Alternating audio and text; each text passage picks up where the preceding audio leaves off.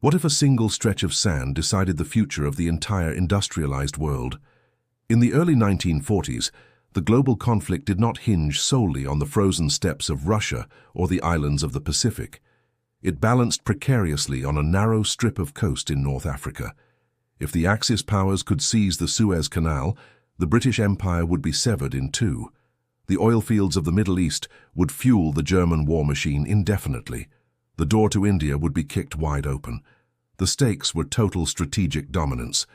The world held its breath as one man, defying orders and logic, turned a defensive holding action into a blitzkrieg that stunned the Allied commanders.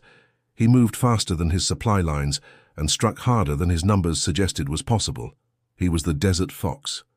But the desert is a cruel neutral party, and eventually the sand runs out for everyone. Hello and welcome. I am Knightley. Today we step into the heat and dust of the North African campaign to understand the rise and fall of Erwin Rommel and the Afrika Korps. This is the story of a war fought without hatred, but with lethal precision. The year is 1941. The location is the Western Desert, a brutal expanse stretching from Libya to Egypt. Initially, this was a conflict between the British Empire and Italy. However, following a series of rapid British victories, the Italian 10th Army had effectively collapsed. Benghazi had fallen. The road to Tripoli seemed open to the British forces. The collapse of the Italian position in North Africa threatened to expose the soft underbelly of Axis-controlled Europe. To prevent a total rout, German High Command decided to intervene, though their focus remained fixed on the upcoming invasion of the Soviet Union. This theater of war was unlike any other. There were no cities to conquer, no forests to hide in, and no civilians to navigate around. It was a tactician's dream and a logistician's nightmare. The terrain was a flat, hard sea of sand where tank fleets could maneuver like ships on the ocean. Possession of territory meant nothing.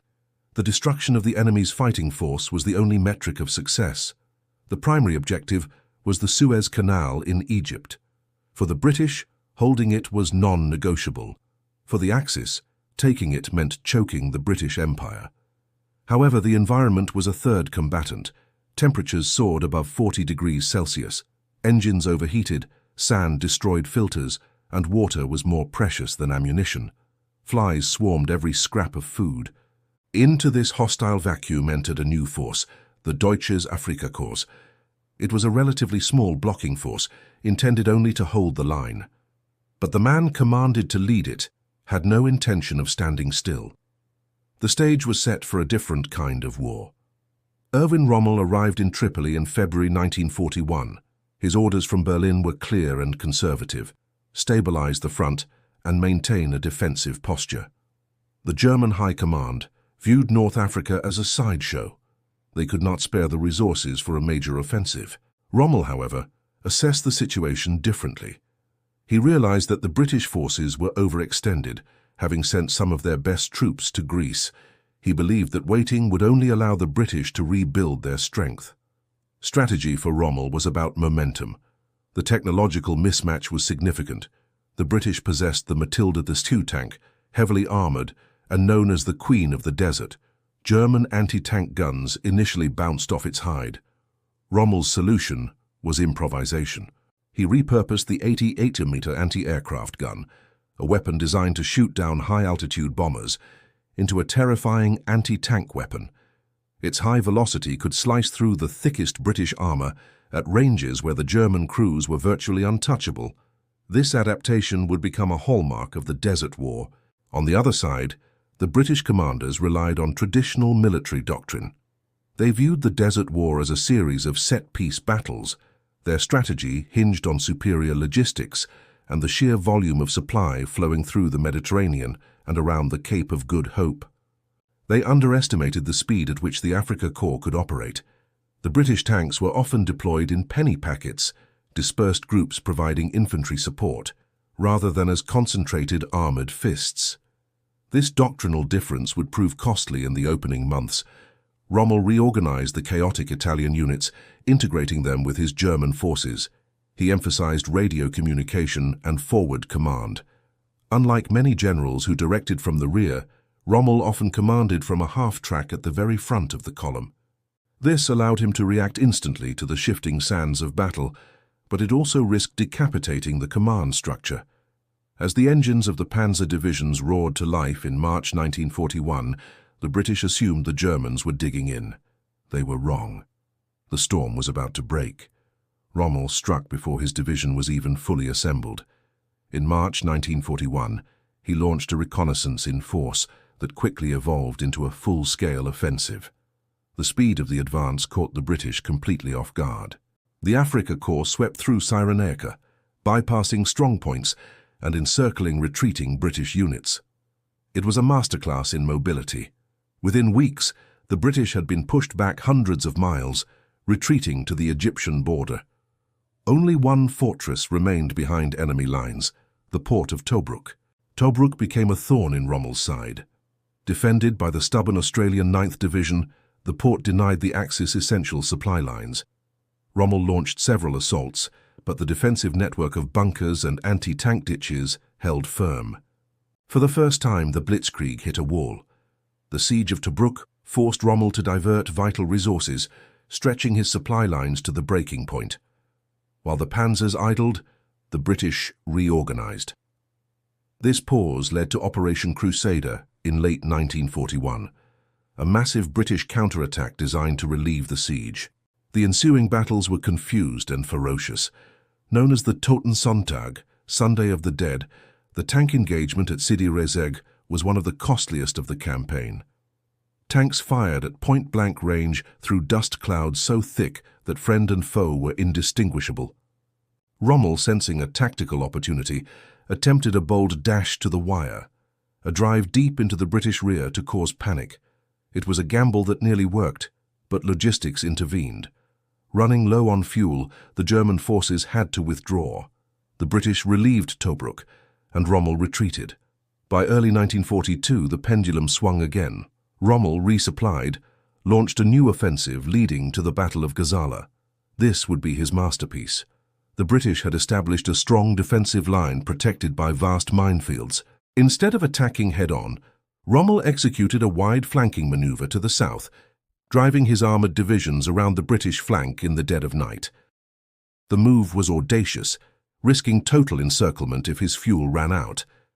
The maneuver initially faltered. The German tanks were pinned against the British minefields with their backs to the enemy, low on fuel and ammunition. It was a moment of extreme crisis.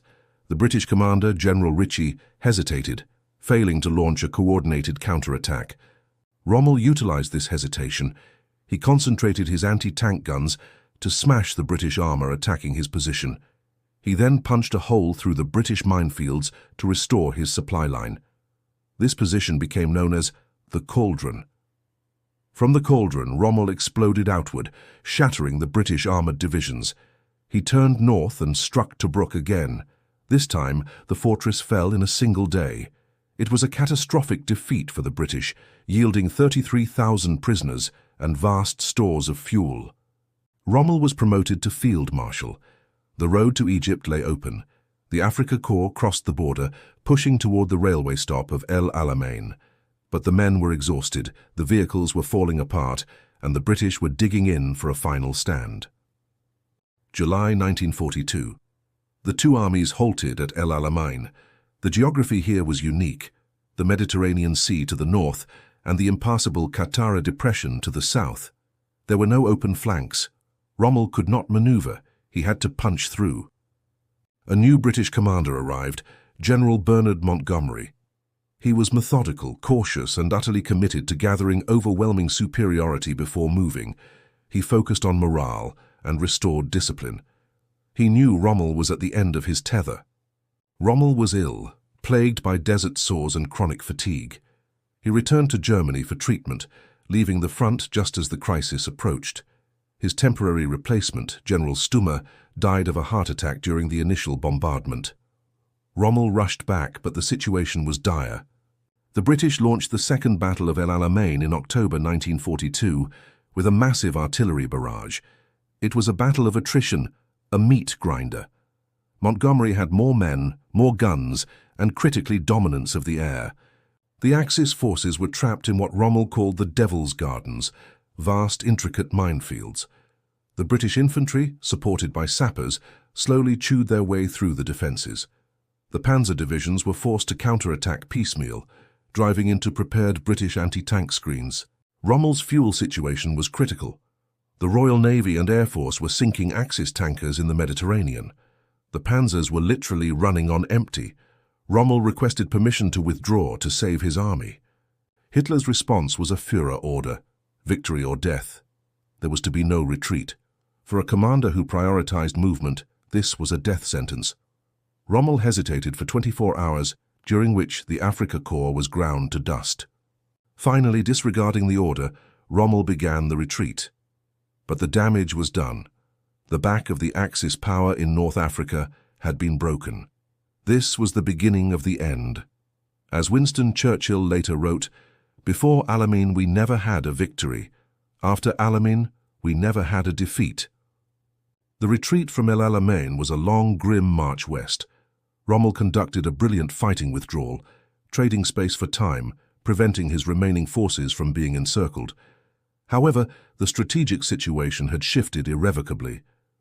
Days after the breakthrough at Alamein, American and British forces landed in Morocco and Algeria in Operation Torch.